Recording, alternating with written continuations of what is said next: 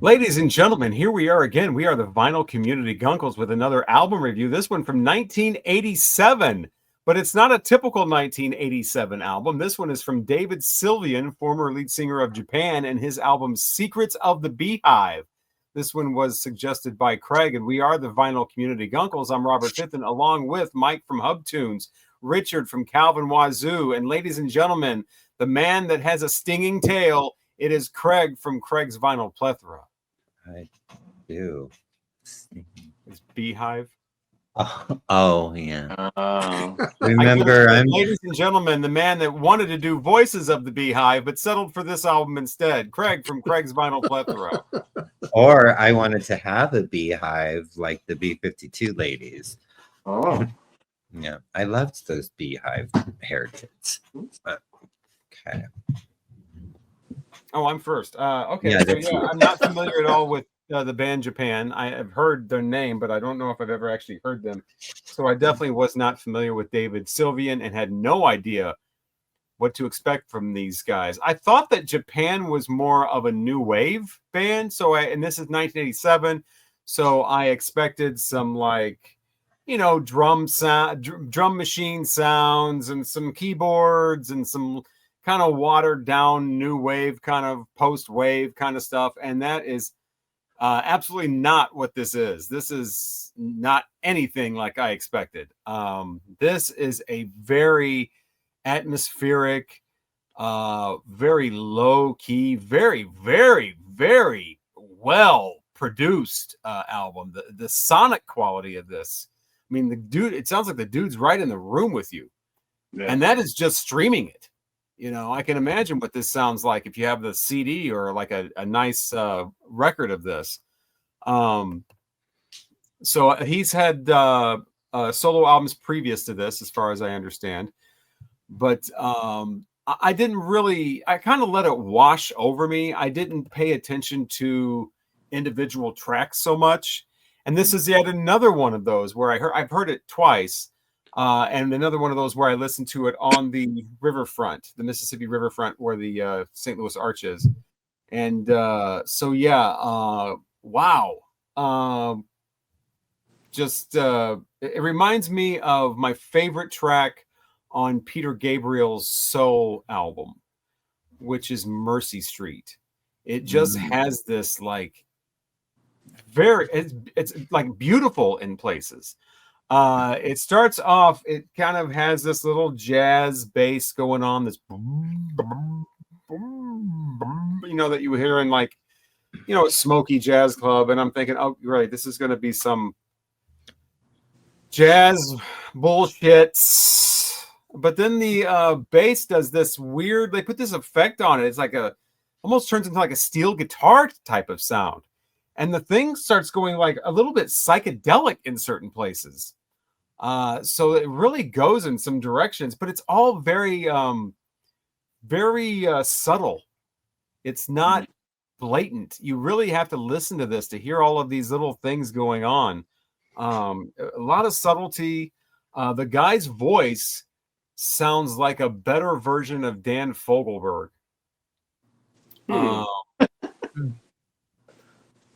So yeah, this baritone, it's like a deeper version of it. It's got the same kind of, he does his consonants and his vocal cadence. I'm sure his speaking voice is more like a Dan Fogelberg, but it's much deeper. It's like a baritone Dan Fogelberg. But it's got that kind of, I'm the leader of the band. Longer than any bird ever flew, that kind of thing. I fell in love. Anyway, so I look over the titles and I realize that I don't really know. I can't look at a title and go, that's that song, that's that song, that's because I'm just listening to all of this, and it's more just like a full album experience than it is a collection of songs. And a lot of them do sound somewhat similar. But it is, it never got boring. It didn't sound like it was repetitive or anything like that. It's just one of those things you just put on and chill out. Again, like I said about the previous album, you're not listening to this driving to the grocery store on a Wednesday and you got to stop by the bank on the way and pick up the grocery, pick up the whatever, and drop by the DMV. So you're going to throw on some, David Sylvian. It is not that. This is another one of those albums, just like the Yo La Tango, that's very mellow, great for night listening, great for a nice, beautiful day outside or whatever, where there's not a lot of noise going on. You don't want to be next to the construction zone or something like that. There's a lot of subtleties going on in this, but it has a goddamn muted trumpet. I knew that was coming. I knew that was coming.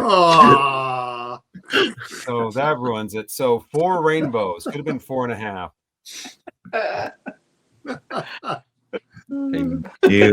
I knew that was going to be an issue. Okay, so David Sylvian, I'm very familiar with this album. I've heard this album hundreds of times. I'm a big Japan fan. I love Japan. Mick Karn, the bassist for Japan, played with Gary Newman. So I'm very familiar. Yeah, I mean, I used to have all of his albums on CD, and they went in the CD purge. I have not replaced this, and I think it might be something I might want to consider putting back in the collection.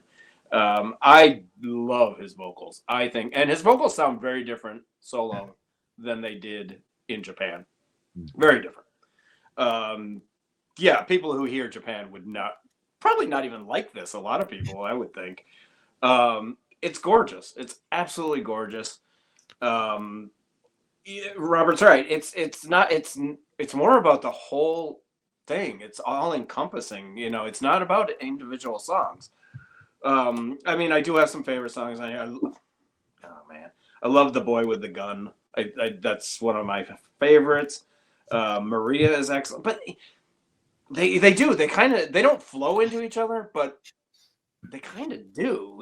They're all separate songs, but they all kind of just feel like they work off of each other.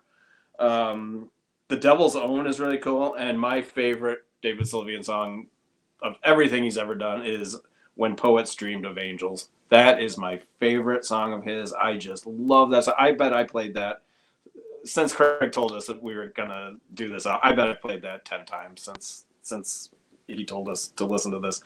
I haven't listened to this in a while. It's been a while.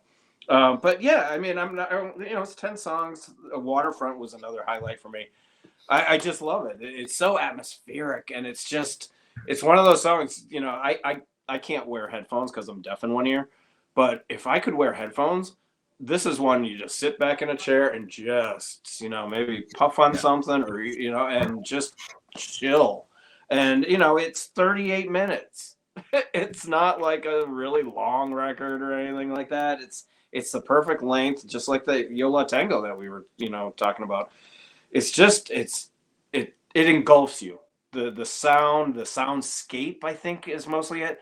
And his vocals. For me, a lot of people probably do not like his vocals on his solo stuff. I absolutely adore him. This is probably his most accessible album. I'm glad you picked this because some of his other ones, they get a little out there and weird. But this is more accessible, I guess is the word. So yeah, definitely. I've always loved this record. Yeah, I mean, this is 4 rainbows for me easily. I mean, I would say Richard next, but I'm muted because this cat won't stop, as you can tell. Oh, it's your cat. I thought it was my cat. Wow. Well, this album definitely does not deserve caterwauling. When I first started listening to it, what I typically do is I give the record a first listen. And then when I do subsequent listens, that's when I start digging into, what was going on and blah, blah, blah. So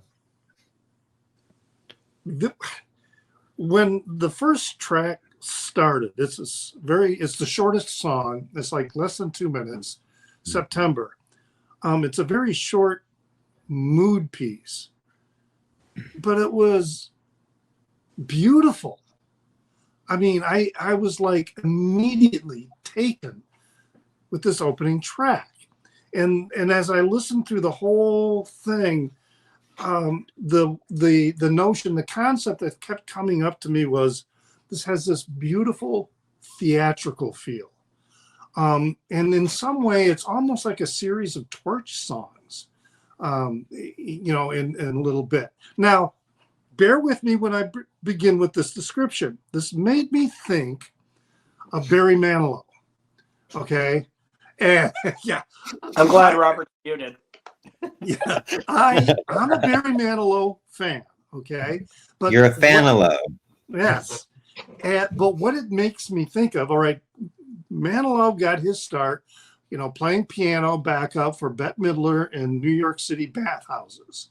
So his music always had this like Broadway-esque theatrical, you know, campy feel to it. So even when he went into his recording, that feel was always retained in his music. He always had a Broadway-esque feeling to all his music. Yeah. What I was hearing something similar with David Sylvian in this one, with that kind of theatrical, but it was more like him on a stage in a dark auditorium, and then the whole atmosphere, you know, coming in. There's a cinematic feel to his music as well that was coming through. So then on the second listen, I mean, I was already like, oh my God, this is like really amazing. And if this not, and I've never listened to Japan. That was like the only thing I'd ever, you know, I've always been kind of, maybe I need to start listening to Japan. And then I'm hearing people say this is nothing like Japan. And I'm like, wow. So I started digging into it, and I found out that Ryuichi Sakamoto is involved in this album. And I find out that the two of them collaborated on a shitload of albums. It says it on the hype sticker. Oh, see, I had no idea. And yeah, they made a couple albums together. Yeah. Oh, more than a couple. They really? made quite a few albums together. Oh, I didn't know that. And so and Ryuichi Sakamoto is like one of my top favorite. Well, I guess I have to take him off the list because he's not alive anymore. But he is like one of my top favorite musical artists of all time. And he's been involved in like so many musical scores for film and for television and anime. And so it was just amazing to see that. You had the right word, Mike. This was a gorgeous album. I mean, I can't say enough great about it. I mean, The Boy with the Gun, it was such a chilling, like, psychological examination. But even then, this is another album where the words, the lyrics are not on the nose. They leave considerable openness. Orpheus was the more traditional. It was actually, out of all the songs, this was a more traditional song, more common structure. I love the line, "When this joke is tired of laughing." Just what a fucking great line. Then When Poets Dreamed of Angels, that's the one about the abused woman, isn't it? Yeah. Yeah, that was chilling song that brought in this notion of both beauty and isolation. I mean, to me, it was such an incredible. I could envision the instrumental part in that song, someone dancing, like there would be a dance piece to go with it. You know, that was Mother and Child. I love the freaky piano, which was Ryuichi Sakamoto doing this crazy atonal stuff. But then that bass was just, the double bass was just steady all the way through it. Yeah, this is, let's see, Let the Happiness In. I'm waiting for the agony to stop. Oh, let the happiness in. It's a great song, but I marked it down. That's the weakest song. in my opinion, in the whole album. Yet it's still a great song. And he had a closer, Waterfront, very cinematic. Yeah. But at the same time, it still has like a stage feel to it. This was, the songs too have this way of finishing very abruptly.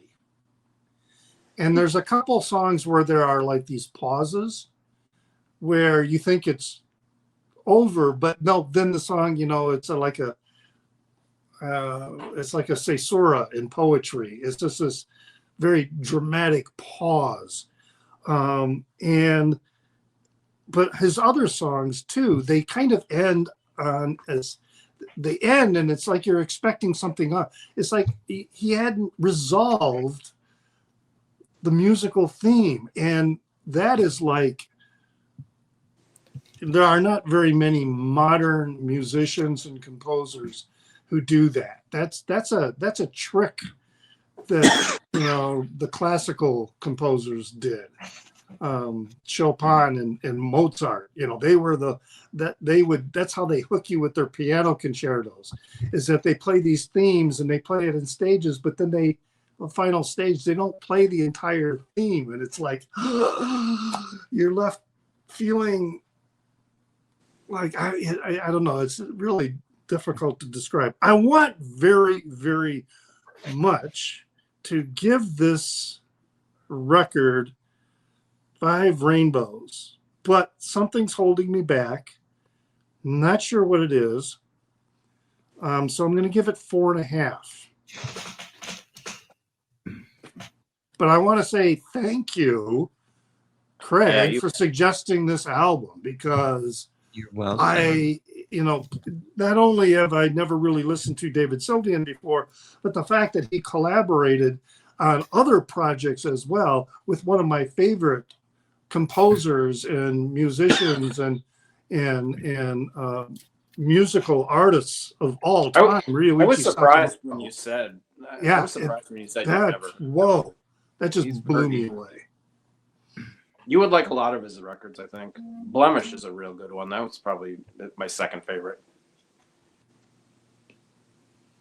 All right, and now the guy who suggested the album. It's Craig from Craig's Vinyl Pleasure.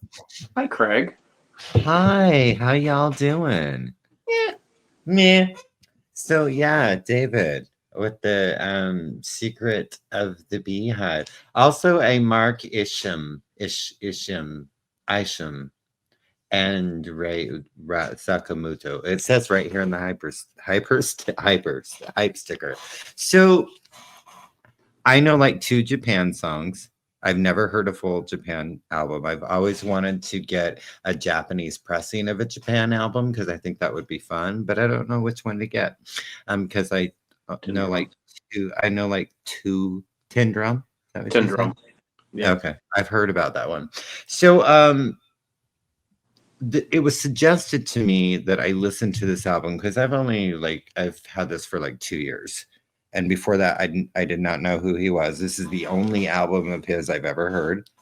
And someone suggested that I listen to it. And then I was at a record store that very weekend, and I came across a copy for $7. Oh, wow. And this is an original press. It was reissued in 2019.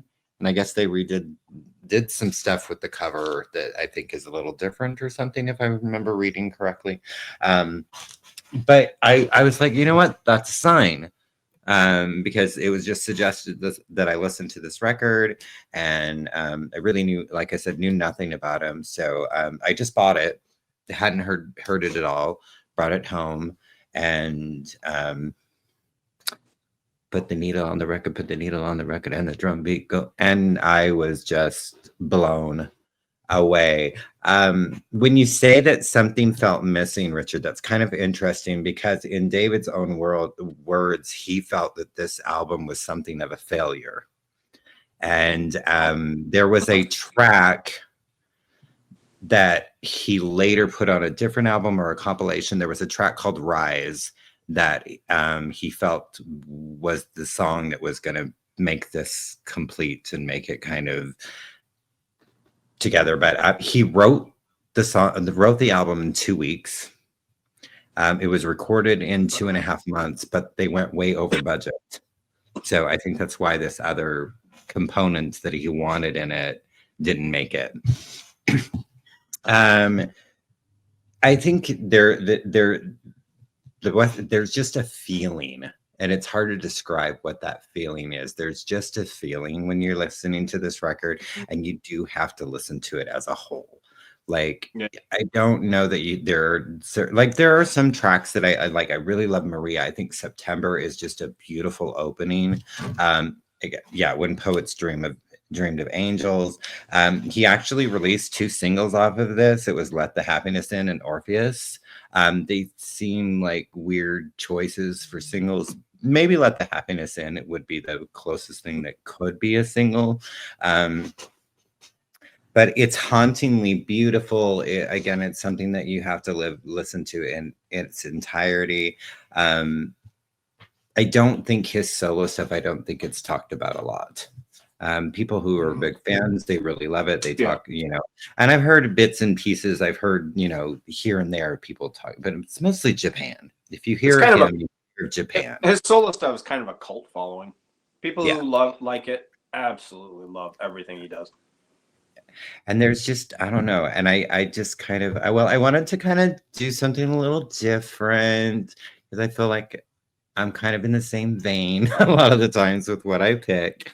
And it just was just really curious of what everyone thought. I didn't know if any of you had actually heard the record before. I figured like Fifth and hadn't.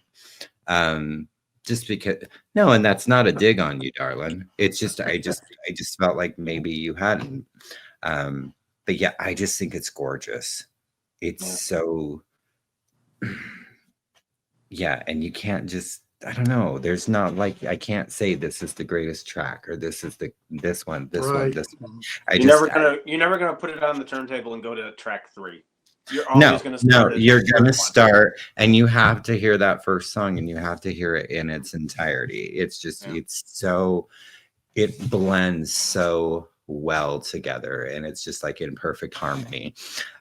So I as well am going to give this beautiful album 4.5 rainbows. Yeah, if you got it for $7, I looked up how much this was when I was listening to it, and it's a $25-$30 record if you want to buy it from like Discogs or and then of course Discogs is the rule. So anybody else is selling, it's going to look on there and be like, okay, $25-$30. I was surprised when I saw and the fact that it it has the hype sticker on it, and I'm a sucker for a hype sticker, so I was just like, ooh, look at this, look at that, I love this. So what would that be?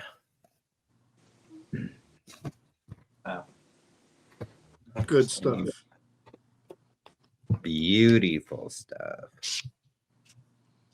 Gee, I wonder what's next. He's going to show I got to do this first. Yeah. Oh, sorry. 17 with a German 7. It's not. That's a Craig 7. I've done my entire life. Mike knows what we're listening to next. I do. And we are going to do something completely different. Turn this one up and roll down the car windows. This is Ted Nugent, Scream Dream. What? Underwater Moonlight by the Soft Boys. Underwater Moonlight by the Okay, well, let me write this down. I don't like hype stickers, and for some reason, I still have a hype sticker on this. The Soft Boy. Oh, I adore hype stickers. Not the Soft Machine, but the Soft Boy. Underwater Moonlight. Is that Grandma and Grandpa on rocks on the beach there? Oh, it's those puppets that were in the Genesis video. No, it's not anything to do with those puppets. Underwater what? Moonlight. Oh, Moonlight. And what year is this from? 80? 79 or 80? Let me look. It doesn't really matter. Oh, it matters. It's from 1980. Oh, thanking you. Soft Boys. I know nothing of this. 1980. Yeah. And it's categorized by Discogs as indie rock and psychedelic. Okay. Which more and more, I think some of those categorizations are like off the mark. Yeah, But whatever. Kind of not really what it is, actually. Maybe I could see some indie rock, maybe. I don't know. This was never released in the U.S. Another fun fact, never released in the U.S. until 1992. Yeah. And this is the, I don't know when I got this, but the hype sticker says first time in print 25 years. Oh, is this the long one? If you want an original UK pressing from 1980, that will run you $100. Oh my goodness! So how many tracks is on that? Oh yeah, because there is a deluxe version. Yeah, there's like a 3 LP version. Yeah, so the streaming one I found, there's only one and it has 40 songs. There's 10 songs on it. There's I was gonna say there's 10 songs, and the last track is the title track. So go all the way up to the title track. Yeah. Easy to remember. The UK first issue, there's 3 copies for sale now for $120. Starting at 100. Oh, you did? I'm sorry. I was busy looking. Yeah, Richard, you need to clean out your ears. Plus the shipping to get from. Oh yeah, plus the shipping. Shit. Yeah. All right. Well, all right. Sounds cool. You know, you just got to stop and reflect, though. I mean, sometimes about how awesome it is that you have an entire music library at your fingertips at all time. Can you imagine going back to when you were, you know, a teenager and somebody tells you, hey, in 2020s, you're going to have any album you ever want to listen to available at the push of a button? Your mind would be blown. I would never. Yeah. You know?